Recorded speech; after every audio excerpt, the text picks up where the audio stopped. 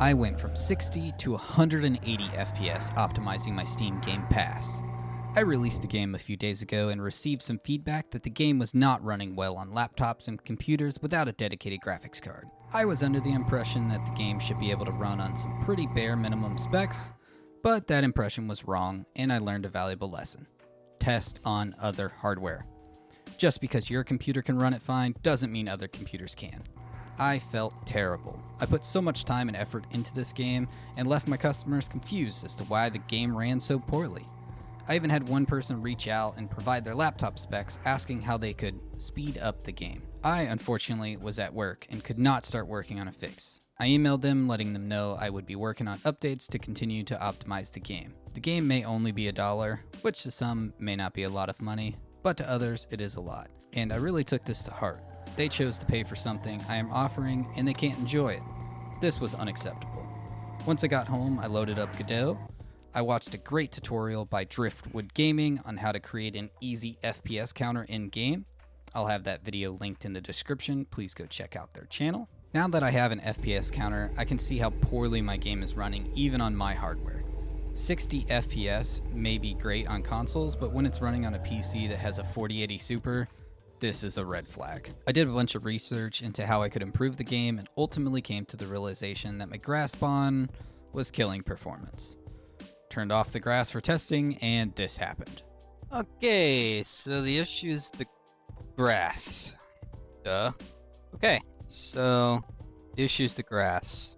The issue is the grass. Alright, the issue is the grass. As you can tell, I was very surprised as I kept repeating myself. From 60 to over 2,000 FPS is a huge difference. I needed to figure out a way to reduce the grass without losing the look of the game.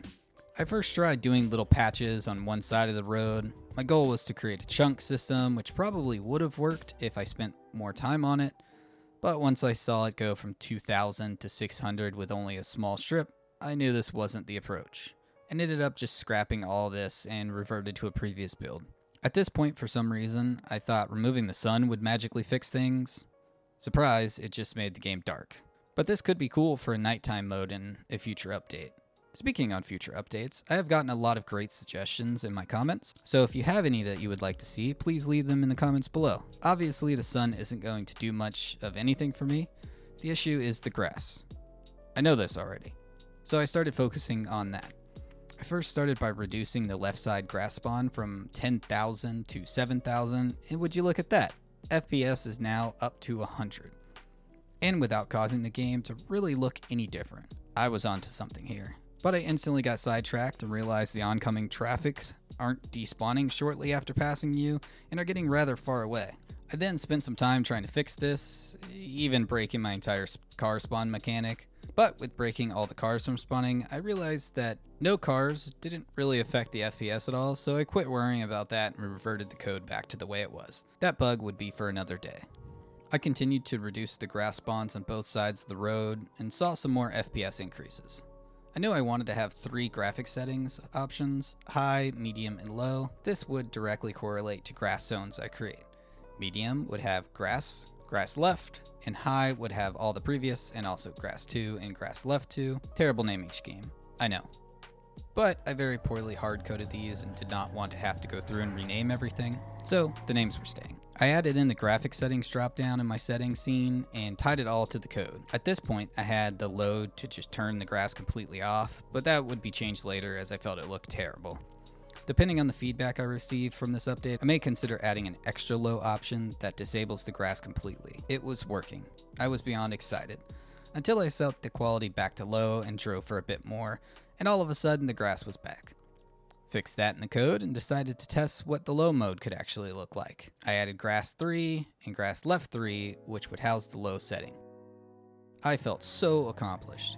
It was getting pretty late/early, so I packaged the game and uploaded the update to Steam and published it. Downloaded the update and proceeded to play. It had been a while since I'd actually played Pass, and it was a nice and chill session. Until I got to the city section. And that is when I realized I uploaded a bad update to Steam. There was grass in the city. I was devastated.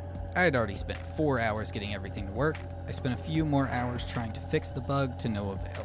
I was defeated. I learned a while ago that sometimes when you're constantly failing at something, it's best to just take a break and come back to it. A lot of the time you will come back with a fresh view and figure it out quickly. Now of course, when I woke up the next morning and began working on the game, that did not happen. It took another 4 hours. But I fixed the infamous Grass City spawning bug of 2025, did lots of testing, completely deleted my save data, running the game, switching settings, and so on. It was fixed. Uploaded the new update to Steam and was able to relax. It felt so good emailing that original customer back, asking them to give the new update a try. I believe it should work out great for them. Thank you so much for making it to the end of this video. Don't forget to subscribe for more videos, and I would greatly appreciate if you check out Pass on Steam. Have a great day.